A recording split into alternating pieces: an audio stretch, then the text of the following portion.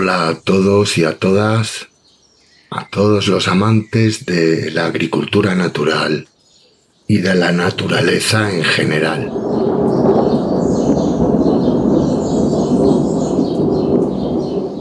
Bueno, pues vamos a abordar el último capítulo del libro, el capítulo 5 del libro.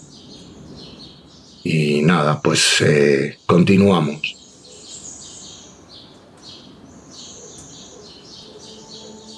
La necedad aparece como inteligencia. Las noches de otoño son largas y frescas. Resulta agradable pasar el tiempo mirando cómo arde un tronco con una taza de té caliente en las manos. Se dice que puede hablarse de cualquier cosa cuando se está sentado al lado del fuego. De modo que, creyendo que los refunfuños de mis compañeros agricultores serían un tema de conversación interesante, los he sacado a relucir, pero parece que va a haber problemas.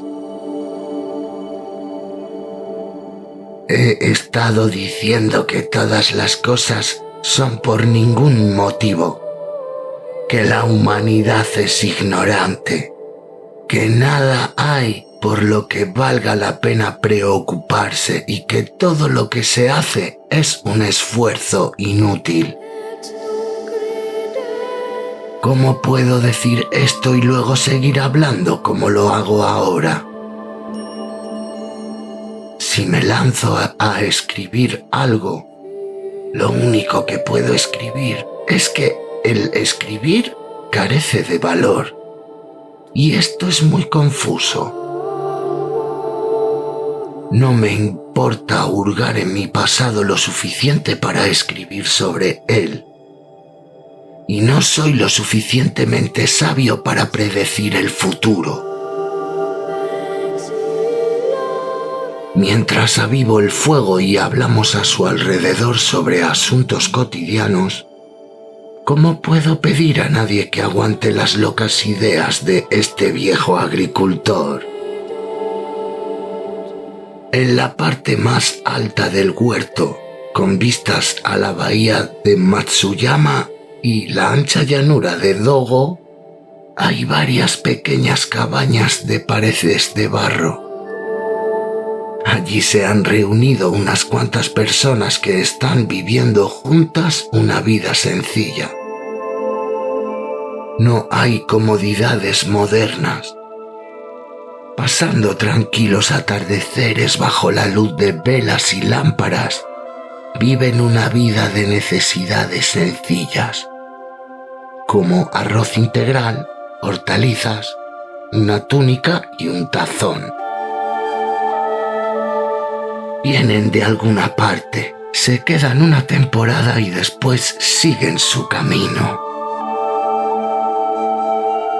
Entre los invitados hay investigadores agrícolas, estudiantes universitarios, agricultores, hippies, poetas y buscadores, jóvenes y viejos, hombres y mujeres de diferentes tipos y nacionalidades.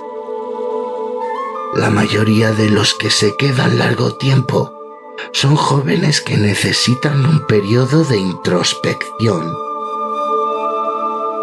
Y mi función es la de hacer de posadero en esta posada al lado del camino, servir té a los viajeros que van y vienen, y mientras están ayudando en los campos, disfruto oyendo cómo van las cosas en el mundo. Suena bien, pero en realidad no es una vida tan fácil y sencilla. Yo abogo por la agricultura del no hacer, así que la gente viene creyendo que encontrará una utopía donde puede vivir sin tener que salir nunca de la cama. Y esta gente se lleva una gran sorpresa. Sacar agua del pozo en la niebla matutina partir leña hasta que las manos quedan rojas y con ampollas, trabajar con el fango hasta las rodillas. Hay muchos que abandonan. Hoy precisamente, mientras observaba a un grupo de jóvenes trabajando en una cabaña pequeña, se me acercó una joven de Funabasi. Cuando le pregunté por qué había venido, ella respondió: «He venido, eso es todo, y no sé nada más». Una joven clara, indiferente. Una joven que conserva su presencia de ánimo. Y yo le dije: «Si sabes que no estás iluminada, no hay nada que decir, ¿verdad?». Cuando se intenta entender el mundo a través del poder de la discriminación, la gente pierde de vista su significado. No es por ello que el mundo se encuentra en apuros. Y ella respondió suavemente: «Sí, si usted lo dice». Tal vez no tengas una idea clara de lo que es la iluminación. ¿Qué libros leíste antes de venir aquí? Y ella movió la cabeza como rechazando la lectura. La gente estudia porque creen que no entienden, pero estudiar no les ayudará a comprender.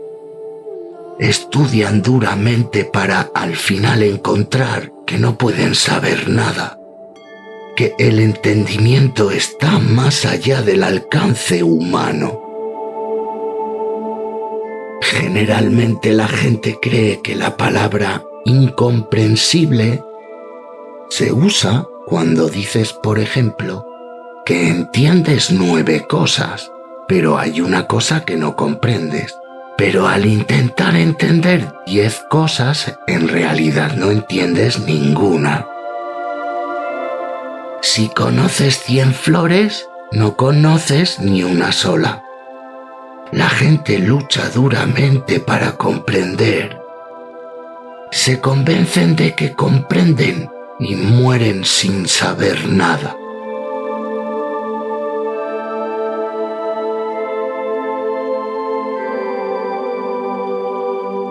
Los jóvenes se tomaron un descanso en su tarea de carpinteros. Se sentaron en la hierba cerca del gran mandarino y miraron hacia las deshilachadas nubes del cielo del sur. La gente cree que cuando levanta sus ojos del suelo hacia el cielo, ven el firmamento. Separan la naranja de las hojas y dicen conocer el verde de las hojas y el naranja de la naranja. Pero en el mismo momento en que uno hace una distinción entre verde y naranja, los colores verdaderos desaparecen. Las personas creen entender las cosas porque se familiarizan con ellas. Este conocimiento es solamente superficial. Es el conocimiento del astrónomo que sabe el nombre de las estrellas, el conocimiento del botánico que conoce la clasificación de las hojas y de las flores, el conocimiento del artista que conoce la estética del verde y del rojo. Pero esto no es conocer a la misma naturaleza, tierra y el cielo, verde y el rojo. Astrónomo, botánico y artista no han hecho más que coger impresiones e interpretarlas, y cada cual bajo la bóveda de su propia mente. Cuanto más absorbidos se encuentran en la actividad del intelecto, más se apartan y más difícil se hace el vivir naturalmente. Lo trágico es que en su arrogancia infundada, la gente intenta someter a la naturaleza a su voluntad. Los seres humanos pueden destruir las formas naturales, pero no pueden crearlas. La discriminación, el entendimiento incompleto y fragmentario siempre se encuentran en el punto de partida del conocimiento humano. Incapaz de conocer la totalidad de la naturaleza, la gente solo puede crear un modelo incompleto de ella y entonces hacerse la ilusión de creer que han creado algo natural. Todo lo que uno debe hacer para conocer la naturaleza es darse cuenta de que realmente no sabe nada, de que es incapaz de conocer algo. Puede esperarse que pierda interés en el conocimiento discriminante. Cuando abandona este conocimiento, surge de su interior el conocimiento no discriminante por sí solo. Si no intenta pensar sobre saber, si no se preocupa por entender, llegará el momento en que entenderá. No hay otra forma que no sea a través de la destrucción del ego, dejando a un lado la idea de que los humanos existen aparte del cielo y de la tierra. Esto significa ser necio en vez de ser inteligente. Le dijo de súbito a un joven que tenía una mirada inteligente de complacencia en su rostro: ¿qué mirada es esa que veo en tu cara? La necedad aparece como inteligencia. ¿Sabes con seguridad si eres inteligente o necio? ¿O estás intentando convertirte en un tipo inteligente con apariencia de bobo? No puedes volverte inteligente. No puedes volverte necio. Quédate tal como estás. No es ahí donde te encuentras. Antes de saber estas cosas, yo estaba enfadado conmigo mismo por repetirme una y otra vez las mismas palabras.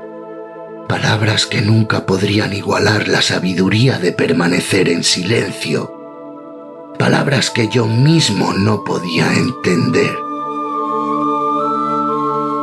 El sol de otoño se estaba hundiendo en el horizonte. Los colores del crepúsculo llegaron al pie del viejo árbol. Con la luz del mar interior a sus espaldas, los silenciosos jóvenes regresaron lentamente a sus cabañas para la cena. Y yo les seguí sosegadamente entre las sombras. ¿Quién es el necio? Se dice que no hay criatura más inteligente que el ser humano. Usando esta inteligencia, ha llegado a ser el único animal capaz de utilizar armas nucleares. El otro día subió a la montaña el dueño de la tienda de productos naturales situada enfrente de la estación de Osaka. Traía 7 compañeros, como los 7 dioses de la buena fortuna. Al atardecer, mientras celebrábamos con un improvisado potaje a base de arroz integral, uno de ellos dijo: «Entre los niños siempre hay uno al que no le preocupa nada, que sonríe feliz mientras mira. Siempre hay otro a quien siempre le toca el papel de caballo cuando juegan al caballo y al jinete.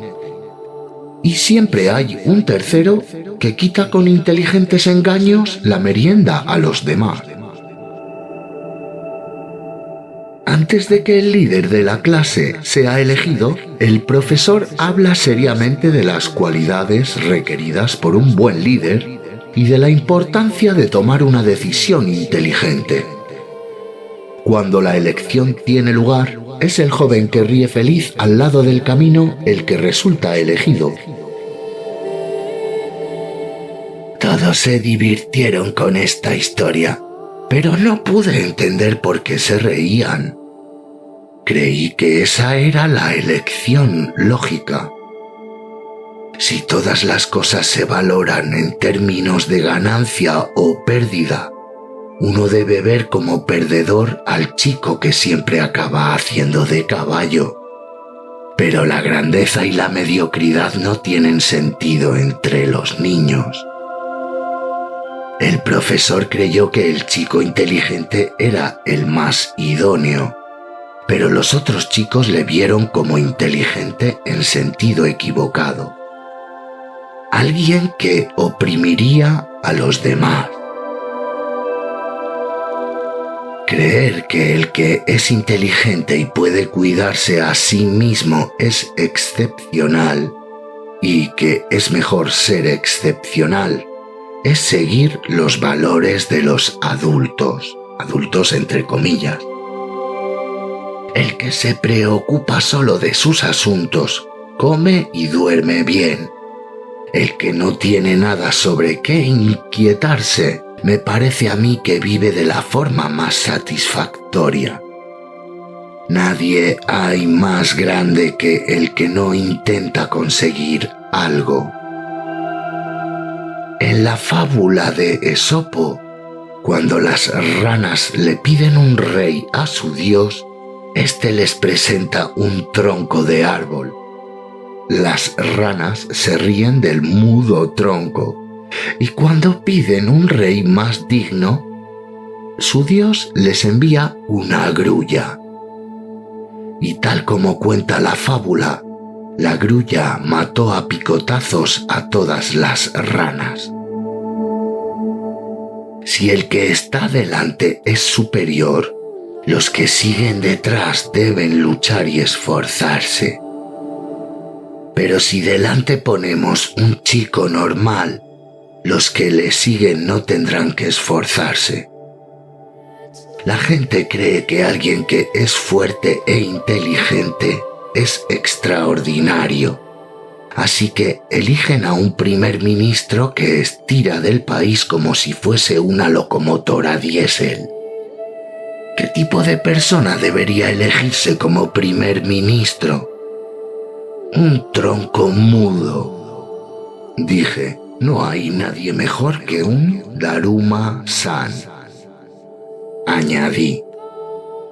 Bueno, aquí hay una nota que dice que el Daruma-san es un popular juguete infantil japonés. Es un gran balón con un contrapeso en la parte inferior con la forma de un monje sentado en meditación. El Daruma-san es una persona tan relajada que puede sentarse en meditación durante años sin pronunciar una sola palabra. Si le das un empujón se tambalea, pero con la persistencia de la no resistencia, siempre vuelve a quedarse sentado. El Daruma-san no está sentado ociosamente. Manteniendo sus brazos y piernas cruzados, mira ceñudo y en silencio a los que son incapaces de ello. Si no se hiciese nada en absoluto, el mundo dejaría de girar. ¿Qué sería del mundo sin desarrollo? Si no se hiciese nada en absoluto, el mundo dejaría de girar. ¿Y qué sería del mundo sin desarrollo? Dijeron. ¿Y por qué tienes que desarrollar? Si el crecimiento económico aumenta del 5 al 10%, ¿se duplicará la felicidad de la gente? ¿Y qué hay de malo en una tasa de crecimiento del 0%? ¿No es esto último un tipo de economía estable? ¿Puede haber nada mejor que vivir con sencillez y tranquilidad? La gente descubre algo, aprende cómo funciona, se pone a usar la naturaleza creyendo que esto será para el bien de la humanidad. El resultado de todo esto hasta ahora es que el planeta está contaminado, la gente confundida y que hemos propiciado el caos de los tiempos futuros. En esta finca practicamos la agricultura del no hacer y comemos cereales, hortalizas y frutas deliciosas y completas nutricionalmente. Hay sentido y satisfacción en vivir cerca de la fuente de las cosas. La vida es música y es poesía. El agricultor se convirtió en una persona muy ocupada cuando la gente empezó a investigar el mundo y decidió que sería bueno hacer esto o aquello. Toda mi investigación ha estado orientada en la dirección del no hacer esto o no hacer aquello. Estos 30 años me han enseñado que los agricultores hubieran estado mejor no haciendo casi nada.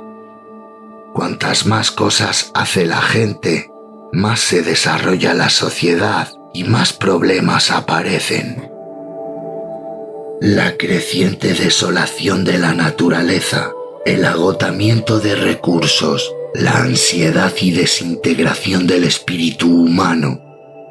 Todo ello ha sido el resultado del intento de la humanidad por conseguir algo.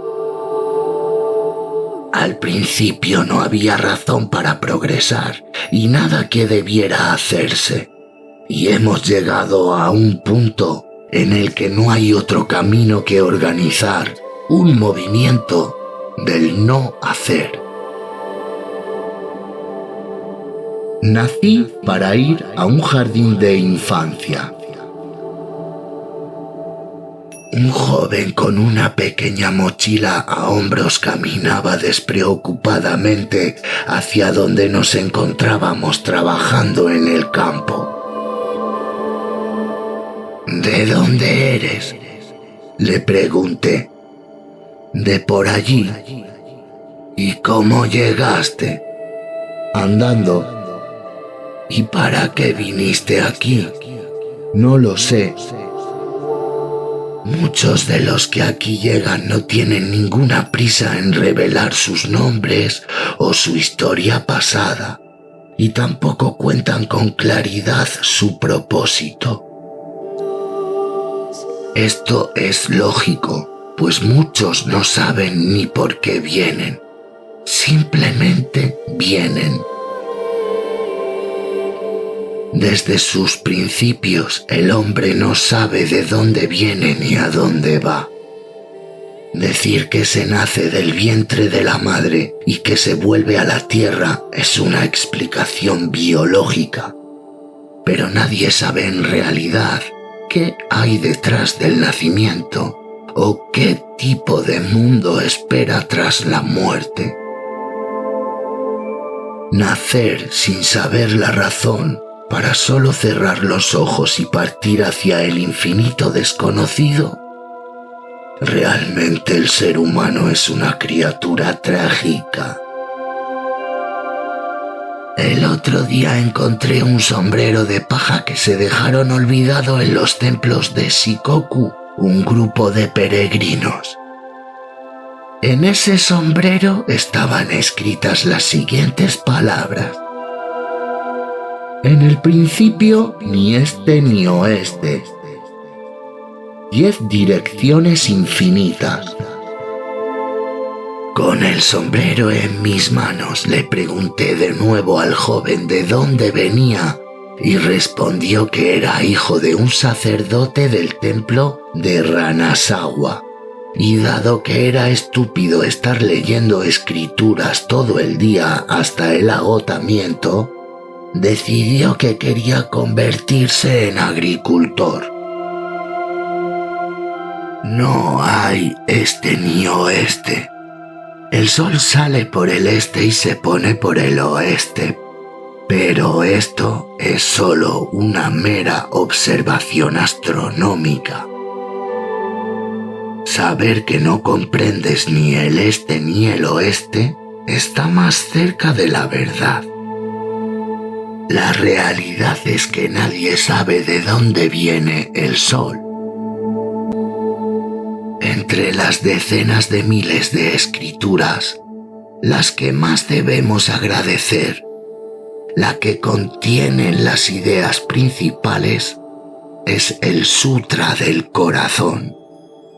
De acuerdo a este sutra, el señor Buda declaró: la forma es vacío, el vacío es forma. La materia y el espíritu son uno, pero todo es vacío. El hombre no está vivo, tampoco muerto, no nace ni muere, no envejece ni enferma, no crece ni decrece. El otro día, mientras segábamos el arroz, dije a los jóvenes que descansaban sobre un gran montón de paja: pensaba que cuando en primavera se planta el arroz, la semilla emite tallos de vida y ahora, mientras estamos cosechándolo, es como si muriese. El hecho de que se repita este ritual año tras año significa que la vida continúa en este campo y que la muerte anual es en sí misma un nacimiento anual. Podríamos decir que el arroz que ahora segamos vive continuamente. Los seres humanos suelen ver la vida y la muerte bajo una perspectiva más bien corta. ¿Qué significado puede tener para esta hierba el nacimiento en primavera y la muerte en otoño? La gente cree que la vida es gozo y la muerte es tristeza, pero la semilla de arroz que yace en la tierra y emite sus tallos en primavera, con sus hojas, tallos marchitándose en otoño, todavía guarda en su interior todo el gozo de la vida. El gozo de la vida no parte con la muerte. La muerte no es más que un tránsito momentáneo. Y teniendo en cuenta que este arroz posee todo el gozo de la vida, ¿no diríais que desconoce la tristeza de la muerte? Lo mismo que le ocurre al arroz y a la cebada, le ocurre continuamente al cuerpo humano. Día tras día crecen el cabello y las uñas. Decenas de miles de células mueren y decenas de miles más nacen. La sangre que hace un mes circulaba por nuestro cuerpo ya no es la misma sangre que circula hoy. Cuando piensas que tus propias características se propagan a tus hijos y nietos, puedes decir que mueres y renaces a diario y que continuarás vivo durante muchas generaciones tras la muerte. Si la participación en este ciclo puede experimentarse y saborearse a diario, no necesitamos nada más. Pero la mayoría de la gente no son capaces de disfrutar de la vida tal como transcurre y cambia día a día. Esta gente se apega a la vida como si ya la hubiesen experimentado, y este apego habitual origina el miedo a la muerte. Prestando solo atención al pasado que ya se ha ido o al futuro que aún no ha llegado, así olvidan que están viviendo en la tierra, aquí y ahora. Luchando en la confusión, ven pasar sus vidas en un sueño. Si la vida y la muerte son realidades, ¿No es inevitable el sufrimiento humano? No hay vida ni hay muerte. ¿Cómo puedes decir esto? El mundo es una unidad de materia dentro del flujo de la experiencia, pero la mente de la gente divide el fenómeno en dualidades, tales como la vida y la muerte, el yin y el yang, el ser y el vacío. La mente acaba por creer la validez absoluta de lo que perciben los sentidos y entonces, por primera vez, la materia se convierte en objetos tal como los seres humanos normalmente los perciben. Las formas del mundo material, los conceptos de vida y muerte, salud y enfermedad, gozo y tristeza, todo se origina en la mente humana. En el Sutra, cuando Buda dice que todo es vacío, no solo niega la realidad intrínseca a todo lo que es construido por el intelecto humano, sino que también está aclarando que las emociones humanas son pura ilusión. ¿Quieres decir que todo es ilusión? No queda nada.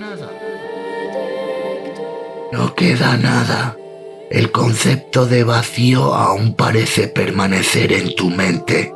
Le dije al joven, si no sabes de dónde vienes o a dónde vas, ¿cómo puedes estar seguro de que estás aquí, enfrente de mí? Carece de sentido la existencia.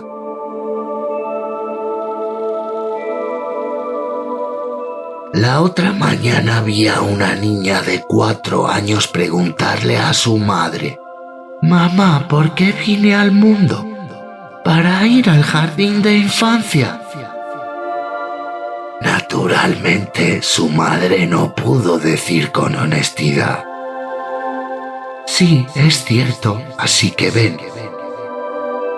Sin embargo, podría decirse que hoy en día la gente realmente nace para ir al jardín de infancia. A lo largo de su escolaridad, la gente estudia diligentemente para aprender por qué nacieron. Estudiantes y filósofos, incluso a costa de arruinar sus vidas en el intento, dicen que se sentirían satisfechos si solo entendiesen esto. En el origen, los seres humanos no tenían ningún propósito. Ahora, soñando en uno y otro propósito, luchan esforzadamente tratando de encontrar el significado de la vida. Es un combate con un solo luchador. No hay ningún propósito en el que se deba pensar o que deba ir a buscarse. Harías bien en preguntar a los niños si tiene o no significado una vida sin propósitos. Desde el momento en que accede al jardín de infancia, empieza la tristeza de la gente. Antiguamente el ser humano era una criatura feliz, pero creó un mundo complejo y ahora lucha intentando liberarse de él. En la naturaleza hay vida y muerte y está llena de gozo. En la sociedad humana hay vida y muerte y la gente vive en la tristeza. Nubes pasajeras y la ilusión de la ciencia. Esta mañana estoy lavando cajas de almacenar cítricos en el río. Mientras me agacho sobre una roca plana, mis manos sienten el frescor del río en otoño. Las hojas rojas de los zumaques a lo largo de la orilla del río resaltan contra el claro azul del cielo de otoño. Estoy sin aliento, maravillado ante el inesperado esplendor de las ramas en contraste con el cielo. En esta escena casual se encuentra presente todo el mundo de la experiencia.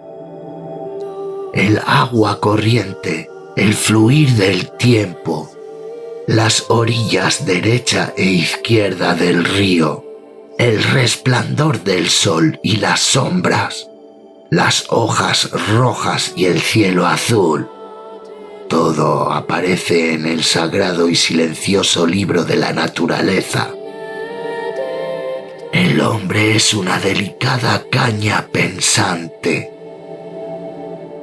Tan pronto como uno se pregunta ¿qué es la naturaleza?, debe preguntarse ¿qué es este qué? ¿Qué es este ser humano que se pregunta qué es este qué? Se encamina, por decirlo así, a un mundo de cuestiones sin fin. Para obtener un conocimiento claro de qué es lo que le llena de cuestiones, de lo que le asombra, hay dos caminos posibles. Al que se plantea la pregunta ¿qué es la naturaleza?, el primer camino es mirar profundamente hacia sí mismo. Y el segundo camino consiste en examinar la naturaleza como separada del hombre. El primer camino conduce al reino de la filosofía y de la espiritualidad. Observando negligentemente, no es extraño ver fluir el agua de arriba a abajo. No existe incoherencia alguna en ver al agua fija y el puente deslizándose sobre ella. Y si seguimos el segundo camino, la escena se divide en una gran variedad de fenómenos naturales. El agua, la velocidad de la corriente, las olas, el viento y las blancas nubes. Cosas que por separado se convierten en objeto de investigación, conduciendo a muchas más preguntas que se escapan sin cesar en todas direcciones. Y este es el camino de la ciencia. El mundo acostumbraba a ser sencillo. Simplemente te dabas cuenta al pasar por el prado de que al tocar las gotas de rocío te mojabas. Pero desde el momento en que la gente empezó a querer explicar científicamente esta gota de rocío, se atraparon a sí mismos en el infierno sin fin del intelecto. Las moléculas de agua están hechas de átomos de oxígeno y de hidrógeno. Durante un tiempo, la gente creyó que en el mundo las partículas más pequeñas eran los átomos. Pero luego descubrieron que había un núcleo dentro del átomo. Ahora han descubierto que en el núcleo hay partículas aún más pequeñas. Entre estas partículas nucleares hay cientos de tipos distintos y nadie sabe cuándo acabará el análisis de este mundo diminuto. Se dice que la forma en que los electrones se mueven a velocidades muy elevadas en sus órbitas dentro del átomo es exactamente igual al movimiento de los cometas en la galaxia. Para los físicos atómicos, el mundo de las partículas es tan vasto como el mismo universo. Y se ha demostrado que al lado de la galaxia en que vivimos existen innumerables galaxias. Entonces, a los ojos de un cosmólogo, nuestra galaxia entera se vuelve infinitamente pequeña. El hecho es que las personas que creen que una gota de agua es simple, o que una roca es fija e inerte, son felices locos ignorantes. Y los científicos que conocen que la gota de agua es un gran universo y la roca es un mundo activo de partículas elementales moviéndose como cohetes, son locos inteligentes. Visto de forma sencilla, este mundo es real y asequible. Visto de forma compleja, el mundo se vuelve aterradoramente abstracto y distante. Los científicos que se regocijaron cuando se trajeron rocas de la luna tienen menos comprensión de esta que los niños que cantan «¿Cuántos años tiene, señora Luna?».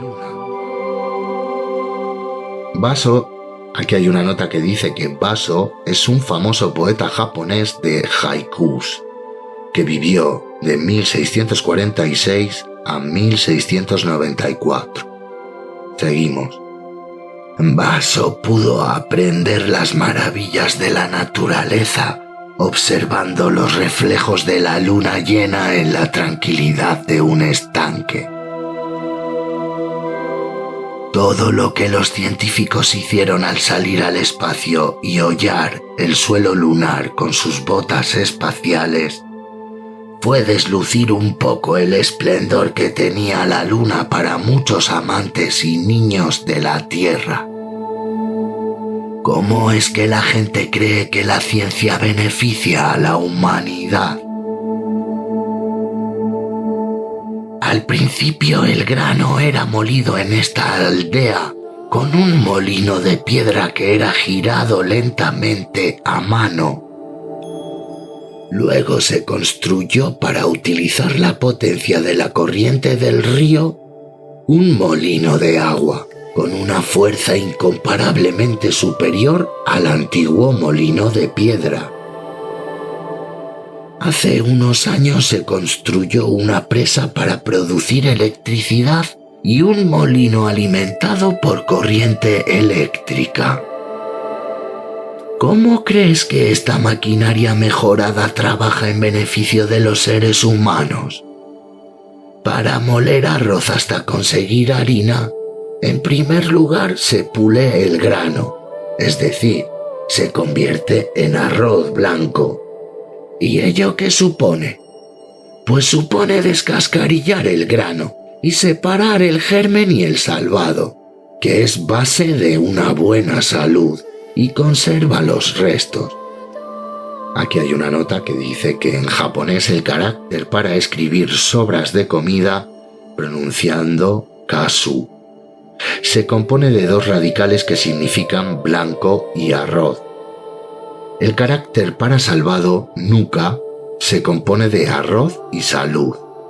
Bueno, esto supongo yo que es porque los idiomas chino y japonés son idiomas basados más en símbolos que en juntar sílabas como en Occidente, ¿no? Bueno, esto es una cosa que digo yo, porque aquí habla de el carácter. Bueno, son caracteres o símbolos. Seguimos. Así, el resultado de esta tecnología es la división del grano completo en subproductos incompletos. Si el demasiado fácilmente digerible arroz blanco se convierte en un alimento básico de consumo diario, hacen su aparición las carencias de nutrientes en las dietas y se hacen necesarios los suplementos en la nutrición. La piedra movida por el agua y la industria harinera están haciendo el trabajo del estómago y los intestinos, y el resultado es que estos órganos se vuelven perezosos. Lo mismo ocurre con el combustible. El petróleo se forma cuando los tejidos de antiguas plantas enterradas profundamente en la tierra se transformaron bajo grandes presiones y calor. Esta sustancia se extrae del desierto, se envía por oleoductos a un puerto y es entonces transportado hasta el Japón en barcos y refinado hasta convertirlo en gasolina y gasoil en una gran refinería. ¿Y qué crees que es más rápido, cálido y conveniente? ¿Quemar este petróleo o quemar ramas de cedro o de pino de enfrente de tu casa? Bueno, aquí hay otra nota que dice: en estos tiempos la mayor parte del mundo se enfrenta a la escasez de leña para quemar. Implícito en el argumento del señor Fukuoka se encuentra la necesidad de plantar árboles. Más ampliamente, el señor Fukuoka sugiere respuestas modestas y directas a las necesidades de la vida diaria. El combustible es la misma materia vegetal. Únicamente sucede que el gasoil y la gasolina siguieron un camino más largo para llegar hasta aquí. Ahora dicen que los combustibles fósiles no son suficientes y que necesitamos desarrollar la energía atómica. Buscar el escaso mineral de uranio, concentrarlo en combustible radioactivo y quemarlo en un enorme horno nuclear no es tan sencillo como quemar hojas secas con una cerilla. Por otra parte, el fuego en una chimenea solo deja cenizas, pero tras el fuego nuclear, los residuos radioactivos siguen siendo peligrosos durante muchos miles de años. El mismo principio rige en agricultura. Haz crecer una planta tierna y gruesa de arroz en un campo inundado y conseguirás una planta que es fácilmente atacada por insectos y enfermedades. Cuando se utilizan variedades de semillas mejoradas, es necesario apoyarse en la ayuda de insecticidas y abonos químicos. Pero por el contrario, si haces crecer una planta pequeña y vigorosa en un entorno favorable y natural, son innecesarios estos productos químicos. Cultiva un campo de arroz con arado y tractor y el suelo se volverá deficiente en oxígeno. Se destruirá su estructura. Se eliminarán las lombrices de tierra y otros pequeños animales y el suelo se volverá duro y falto de vida. Y una vez que ocurre esto, sí, es necesario voltear la tierra año tras año.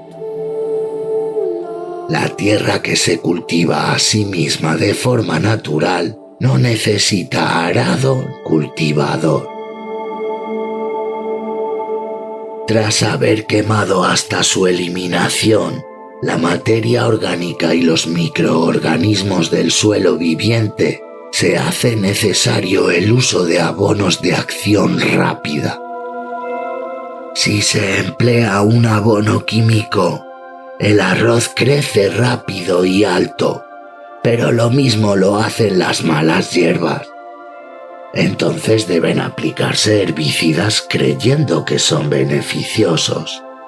Pero si se siembra trébol con el cereal, toda la paja y residuos orgánicos se devuelven a la superficie del campo en forma de acolchado, los cultivos pueden crecer sin herbicidas, sin abonos químicos o compost preparado en montones. En agricultura es poco lo que no puede ser eliminado. Abonos preparados, herbicidas, insecticidas, maquinaria, todos son innecesarios. Pero si se crea una condición en que son necesarios, entonces se requiere el poder de la ciencia, claro.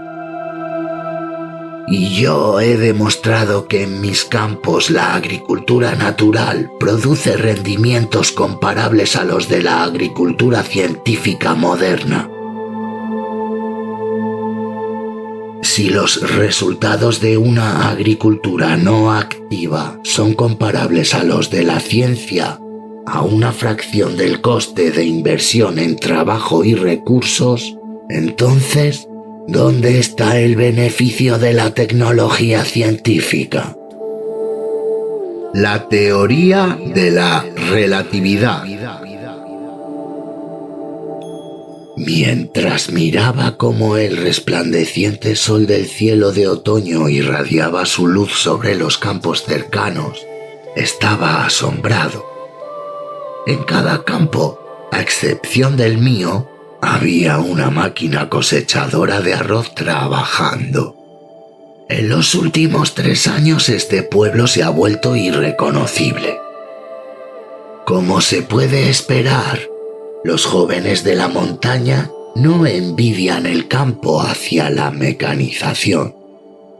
Simplemente disfrutan de la cosecha en silencio y en paz por medio de la vieja hoz.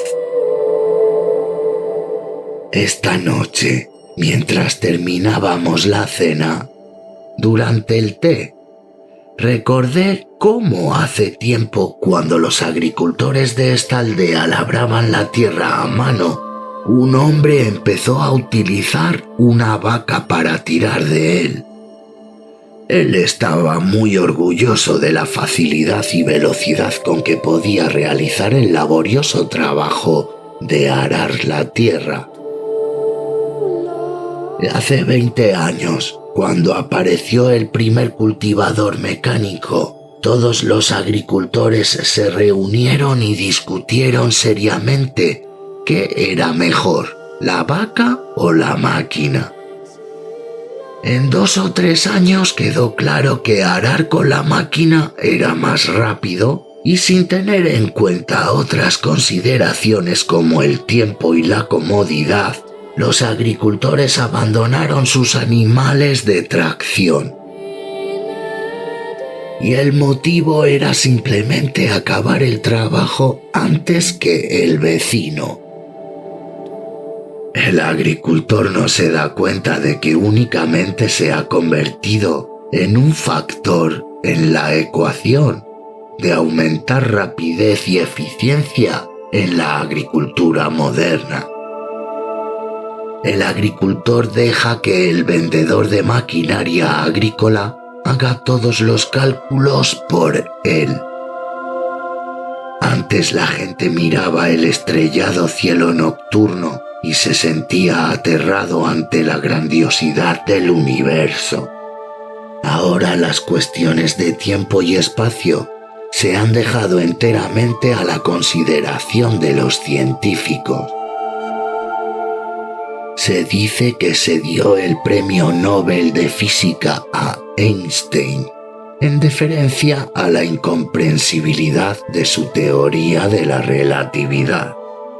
Si su teoría hubiese explicado claramente el fenómeno de la relatividad en el mundo y así hubiese liberado a la humanidad de sus confines de tiempo y espacio, dando como resultado un mundo más agradable y más pacífico, hubiese sido algo digno de alabanza. Su explicación es, sin embargo, desorientadora. Y esto hizo que la gente creyese que el mundo es algo cuya complejidad está más allá de cualquier entendimiento.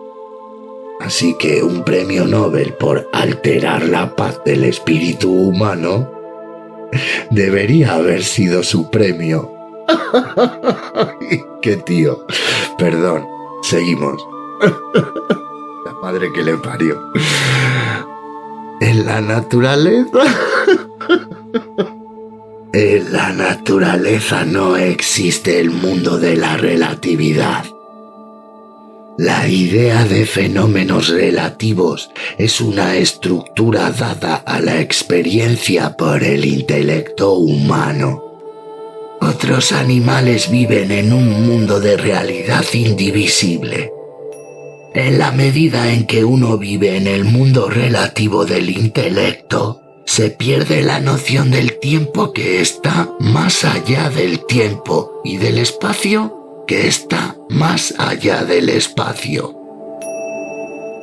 Y tal vez os estéis preguntando que por qué tengo la costumbre de meterme continuamente con los científicos. Eso dije, parándome a tomar un sorbo de té. Y los jóvenes levantaron la mirada sonrientes, con la cara resplandeciente por la vacilante luz del fuego. Es porque el papel del científico en la sociedad es análogo al de la discriminación de vuestras mentes. Un pueblo sin guerra y paz. Una serpiente sostiene una rama en la boca y se aleja deslizándose entre la hierba. Una chica grita. Un valiente muchacho se despoja de sus sentimientos de repulsión y lanza una piedra a la serpiente.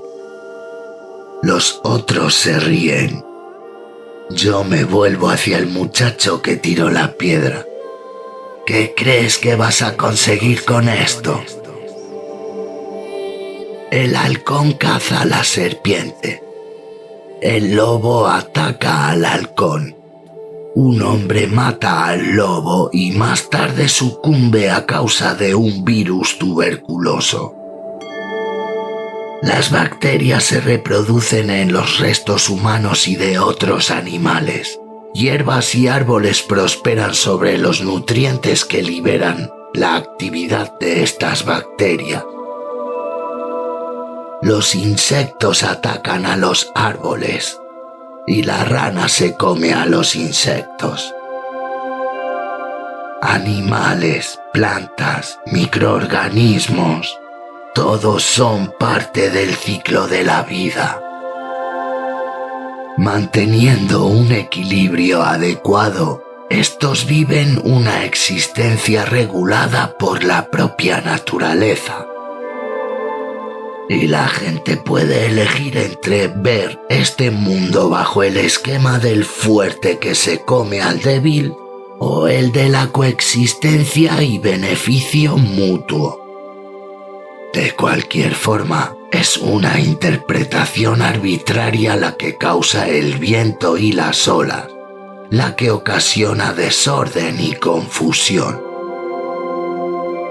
Los adultos creen que la rana es digna de compasión y al sentir compasión por su muerte, desprecian a la serpiente.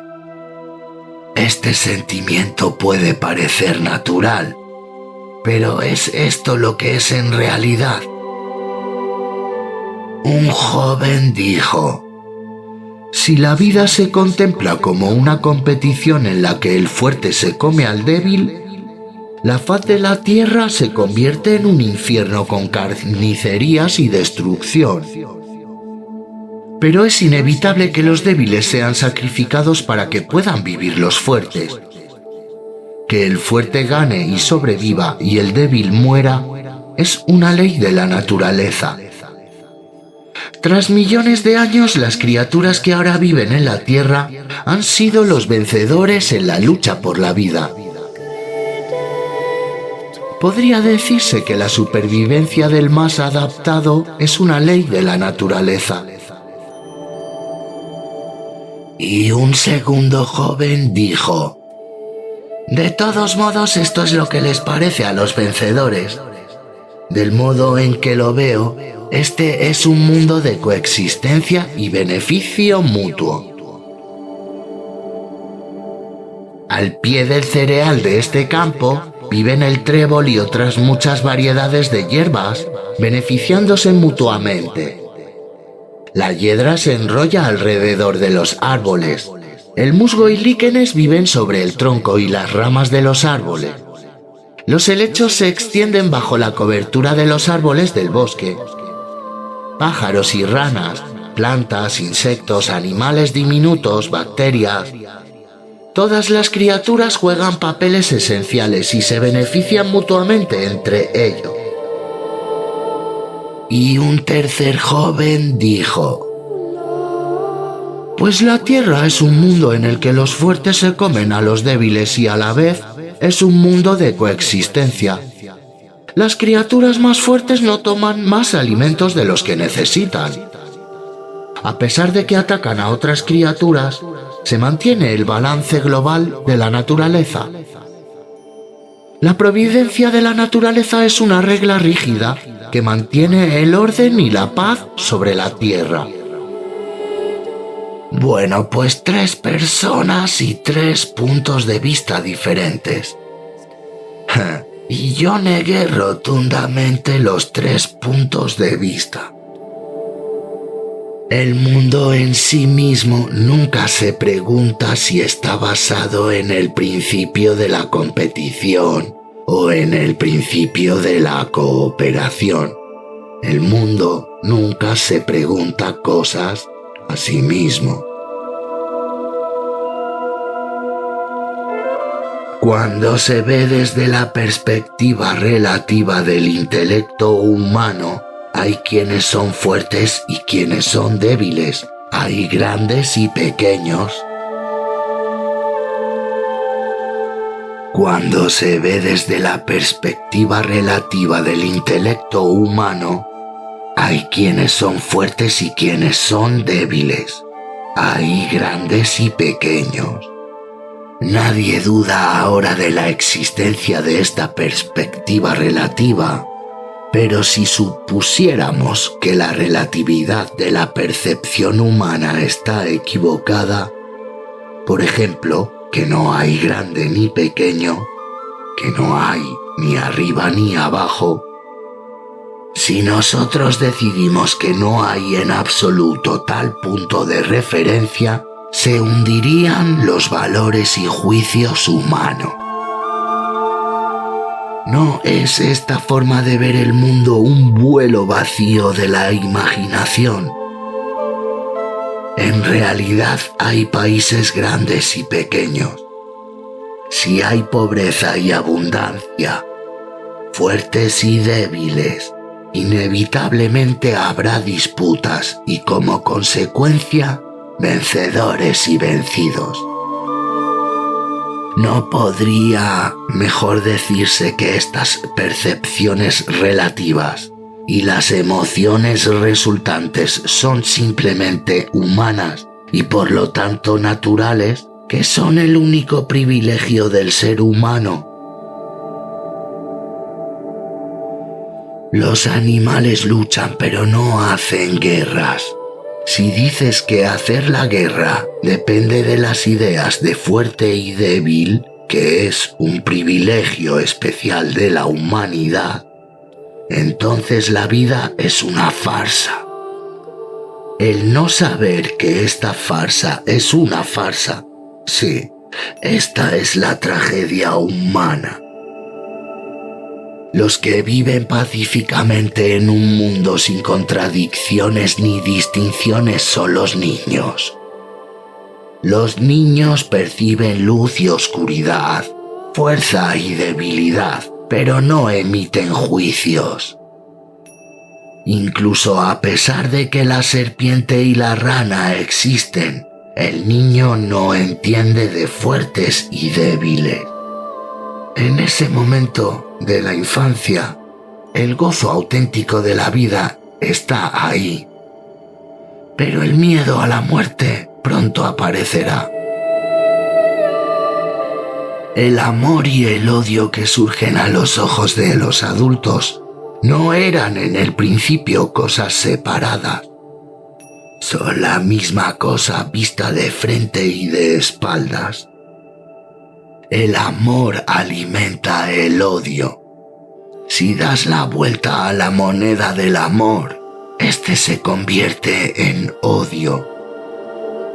Solo penetrando en un mundo absoluto sin aspectos, es posible evitar perderse en la dualidad del mundo de los fenómenos. La gente distingue entre uno mismo y los otros, hasta el punto en que el ego exista, hasta el punto en que existan los otros, la gente no será liberada del amor y del odio. El corazón que ama al ego perverso crea al enemigo odiado. Para los humanos, el primero y más importante de los enemigos es su propio ego, ese al que tienen en tanta estima. La gente elige entre atacar o defender. En la lucha que sigue se acusan los unos a los otros de provocar conflicto. Es como aplaudir y luego discutir sobre qué mano es la que hace el ruido, si la izquierda o la derecha. En toda lucha no hay correcto ni incorrecto, y tampoco bueno ni malo. Todas las distinciones conscientes surgen al mismo tiempo y todas están equivocadas. Construir una fortaleza es un error desde el principio, incluso si es con la excusa de defender la ciudad. El castillo es el resultado de la personalidad del gobernante. Diciendo que teme el ataque y que la fortificación es para defender a la ciudad, el matón almacena armas y cierra con llave todas las puertas. El acto de defensa es ya en sí mismo un ataque. Las armas para la defensa son siempre un pretexto para los que instigan las guerras. La calamidad de la guerra se origina en el fortalecimiento y potenciación de las distinciones sin sentido entre yo y otro, entre fuerte y débil, entre atacar, defender. No hay otro camino para la paz que el que todos abandonen la puerta del castillo de la percepción relativa, bajen al prado y vuelvan al corazón de la naturaleza no activa, es decir, afilando la hoz en vez de la espada. Los agricultores de antaño eran gente pacífica, pero ahora se pelean con los australianos por la carne. Con Rusia se pelean por el pescado y dependen de América para el trigo y la soja. Y yo me siento como si en Japón estuviésemos viviendo a la sombra de un gran árbol, y no hay sitio más peligroso en el que cobijarse durante una tormenta que bajo un gran árbol. Y no podría haber mayor locura que refugiarse bajo un paraguas nuclear, que será el primer objetivo en la próxima guerra. Y ahora estamos cultivando la tierra bajo este negro paraguas, el paraguas nuclear. Siento como si la crisis se acercara desde dentro y desde fuera. Olvidémonos de los aspectos de dentro y fuera. Los agricultores de todas las partes del mundo son en el fondo los mismos agricultores. Digamos que la llave de la paz se encuentra cerca de la tierra. La revolución de una brizna de paja. Entre los jóvenes que llegan a las cabañas de estas montañas están los que, pobres de espíritu y cuerpo, han abandonado toda esperanza. Yo solo soy un viejo agricultor que siente no poder darles ni siquiera un par de sandalias, aunque todavía hay algo que sí puedo darles: una brizna de paja. Recogí un manojo de paja de enfrente de una de las cabañas y les dije: con solo esta paja puede empezar una revolución. Con la destrucción de la humanidad en la vuelta de la esquina, ¿puedes todavía tener esperanza adhiriéndote a una paja? Esto preguntó un joven con un deje de amargura en su voz. Esta paja nos parece pequeña y ligera y la mayoría de la gente no sabe cuánto pesa en realidad. Si la gente supiera el valor real de esta paja, podría iniciarse una revolución humana con la fuerza suficiente para mover el país y el mundo entero.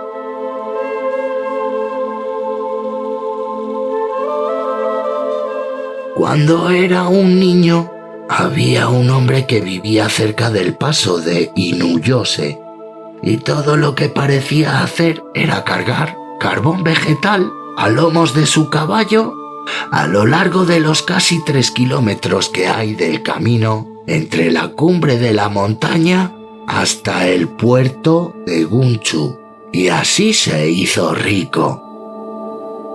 Y si preguntáis cómo lo hizo, la gente os dirá que en su camino de regreso a casa siempre recogía la paja y el estiércol de la cuneta y los echaba en sus campos. Y su lema era: trata una brizna de paja como algo importante y no tomes nunca un paso en vano. Y esto hizo de él un hombre rico. Si quemaseis la paja, no creo que fuese capaz de producir la chispa que iniciase una revolución. Una suave brisa sopló entre los árboles del huerto. El sol destellaba entre las hojas verdes. Empecé a hablar sobre el uso de la paja en el cultivo del arroz. Han pasado casi 40 años desde que me di cuenta de lo importante que podía ser la paja en el cultivo del arroz y la cebada. Por aquel entonces, pasando junto a un viejo campo de arroz en la prefectura de Kochi, que se había dejado sin cultivar durante muchos años, y vi, por casualidad, que crecían saludables plantas jóvenes de arroz, de manera espontánea, y que crecían a través de la maraña de hierba y paja que se había acumulado sobre la superficie del campo. Y tras trabajar sobre las implicaciones de este hecho durante muchos años, acabé abogando por un método completamente nuevo para el cultivo del arroz y de la cebada. Creyendo que este era un tipo de agricultura natural y revolucionario, escribí sobre ello en libros y revistas y hablé de ello en radio y televisión docenas de veces. Parece una cosa sencilla, pero los agricultores están tan asentados en su manera de pensar de cómo debe usarse la paja que es improbable que acepten cambiar fácilmente. El esparcir paja fresca sobre un campo puede ser arriesgado a causa de que la roya del arroz y la podredumbre de la caña son enfermedades siempre presentes en la paja del arroz. En otros tiempos estas enfermedades causaron grandes daños, y esta es una de las razones principales por la que los agricultores siempre han convertido la paja en compost antes de devolverla al campo. Hace tiempo, la eliminación cuidadosa de la paja se practicaba como medida contra la enfermedad de la roya. Y hubo tiempos en Hokkaido en que la quema de toda la paja era obligada incluso por la ley. Los taladros del tallo también penetran en la paja para pasar el invierno. Para prevenir una plaga de estos insectos, los agricultores solían compostar cuidadosamente la paja a lo largo del invierno, para asegurarse de que estaría completamente descompuesta al llegar la próxima primavera. Y es por esto que los agricultores japoneses han mantenido siempre sus campos tan limpios y tan ordenados. El conocimiento práctico de la vida diaria mostraba que si los agricultores dejaban la paja sin recoger, serían castigados por el cielo por su negligencia. Tras años de experimentación, incluso técnicos expertos han confirmado mi teoría de que esparcir paja fresca por el campo 6 meses antes de sembrar está completamente exento de todo riesgo. Esto revolucionó todas las ideas previas sobre ello. Pero pasará mucho tiempo antes de que los agricultores acepten utilizar la paja de esta manera. Los agricultores han estado trabajando durante siglos para aumentar la producción del compost. El Ministerio de Agricultura solía ofrecer incentivos económicos para favorecer la producción de compost y se organizaban incluso concursos anuales para la exhibición de este compost. Y así los agricultores acabaron creyendo en el compost como si fuese la deidad protectora del suelo. Actualmente vuelve a haber un movimiento para fabricar más compost, mejor compost, con lombrices e iniciadores de fermentación. No hay razón para esperar una fácil aceptación de mi sugerencia de que es innecesario el compost preparado y de que todo lo que hay que hacer es esparcir la paja fresca sin trocear sobre la parcela. En un viaje a Tokio, mirando a través de la ventana del tren Tokaido, he visto la transformación del campo japonés. Mirando los campos invernales cuya apariencia ha cambiado por completo en los últimos 10 años, siento una cólera que no puedo expresar. El antiguo paisaje de cuidados campos de cebada verde, beza lechosa china y colza en flor ya no pueden ser vistos en ningún lugar. Y en lugar de ello, la paja medio quemada se apila toscamente en montones y se deja empapar bajo la lluvia. La negligencia con esta paja es prueba del desorden en la agricultura moderna.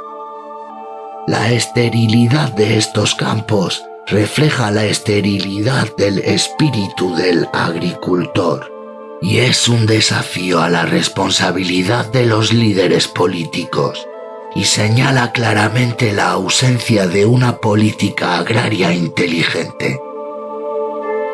El hombre que hace años habló de un misericordioso final para el cultivo de los cereales de invierno, de su muerte en la cuneta, ¿qué piensa ahora cuando ve estos campos vacíos?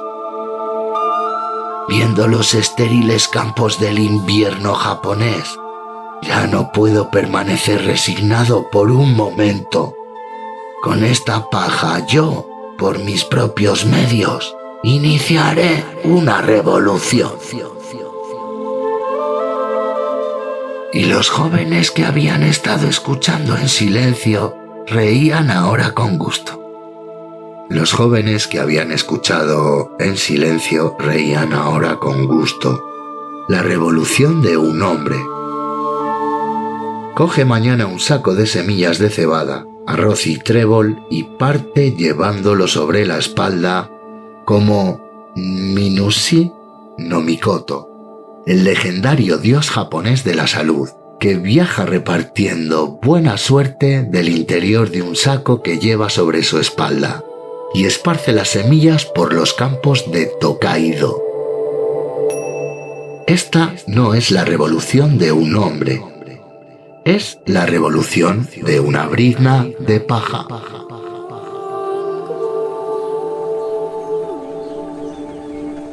Y bueno, termina con unos versos escritos por él.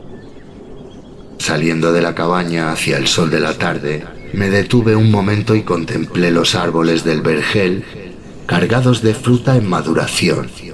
También contemplé a las gallinas escarbando entre las hierbas y el trébol. Y entonces inicié mi descenso habitual hacia los campos. Y fin. Bueno, pues nada, hemos terminado este libro tan curioso, ¿no? Que habla de la naturaleza. Yo, si me pongo a analizar este libro, realmente es una revolución. Y hay muchos conceptos y muchos análisis que hacer. Me quedo con lo de el anterior capítulo, el penúltimo, cuando habla de la alimentación en kilómetro cero, por llamarla de algún modo, que sería la alimentación basada en productos cercanos a la zona en la que uno vive, y que Fukuoka lo señala como que sería la alimentación más saludable para cualquier ser vivo, ¿no? La alimentación que tiene al alcance de su mano. Es uno de los puntos más fuertes que me parecen a mí de este libro. Y luego, bueno, ya sabéis, el tema espiritual, y eso ya depende del grado de entendimiento de cada persona. Pues oye, si el oyente entiende algo de taoísmo, podría entender este libro a otro nivel. Bueno, lo que destacaría de este libro, ya sabéis, ¿no? Lo que hizo por el Mediterráneo enseñando el tema de los Nendo Dango y el tema de los alimentos de kilómetro cero, muy importante. Y destacaría también pues el tema de la relación con la naturaleza, que parece ser que nos hemos desnaturalizado, nos hemos desvinculado, y la vemos o la observamos o disfrutamos de ella, por decirlo así, de una manera bastante acotada, ¿no? Así lo he entendido yo. Incluso en el tema de cómo nos alimentamos, de lo que ella nos ofrece, ¿no? Y nada, si es cierto lo que comenta este hombre, basándonos en ello, podemos decir que la naturaleza siempre ha estado ahí y siempre va a estar ahí, como creación que no cambia, bueno, que está en constante cambio, aunque nosotros no lo percibamos, pero que los que deberíamos cambiar quizá seríamos nosotros, ¿no? A nivel interno, me refiero, nuestra manera de ver. Si no puede cambiar el mundo, quizá no cambia, porque los que realmente deberíamos cambiar somos nosotros, de algún modo. Y nada, hasta aquí el audiolibro. Espero que nos veamos pronto, si no en cualquier otro audiolibro, pues en algún otro vídeo de Jardinator, ¿no? Haciendo sus locuras en el jardín o por ahí, por la naturaleza. Yo os mando un abrazo y nada, a sed naturales. Nos vemos.